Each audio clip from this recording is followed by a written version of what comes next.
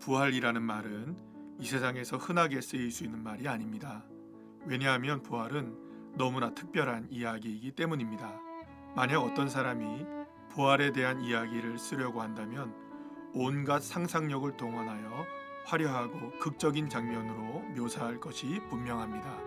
그런데 마가를 비롯한 복음서들은 천사가 예수님의 부활에 대해 예수님의 시신에 향품을 바르기 위해 무덤을 찾아온 여인들에게 나사렛 예수, 그가 살아나셨다고 말하는 것이 전부일 뿐 자세한 설명을 하지 않고 있는 것을 보게 됩니다.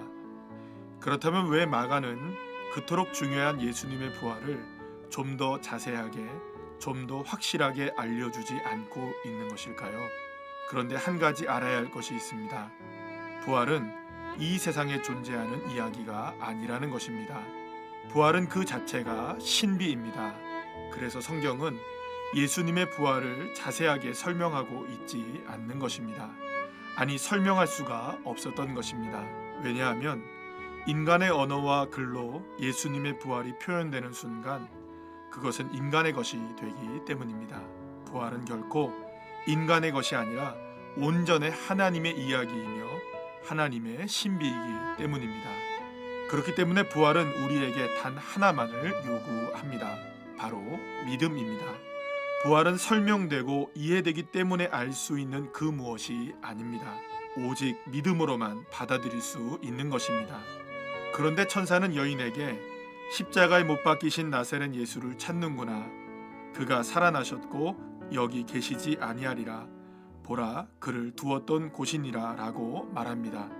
여기서 살아나셨다는 말은 수동형으로 일으켜졌다는 뜻입니다.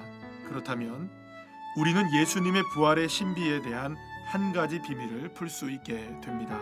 그것은 예수님이 무덤에 죽은 자로 누워 계실 때 예수님을 생명으로 살리셔서 일으키신 분이 바로 하나님이시라는 것입니다.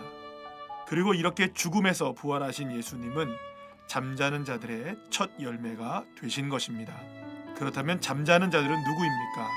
바로 우리들입니다. 예수님의 부활은 우리의 부활의 길을 열어 놓은 것입니다. 그리고 그것을 믿는 것이 바로 부활 신앙입니다.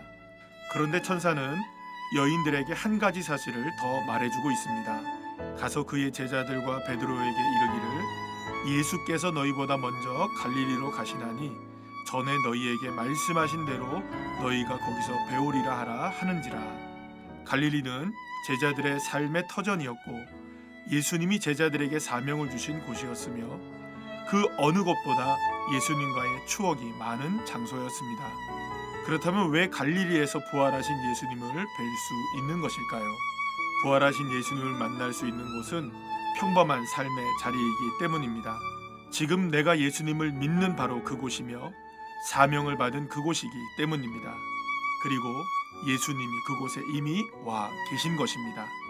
우리가 어디로 가든지 무엇을 하든지 어떠한 상황에 처해 있다 해도 부활하신 예수님은 우리를 일으켜 세우셔서 새 생명을 주시기 위해 바로 그곳에서 우리를 기다리고 계십니다.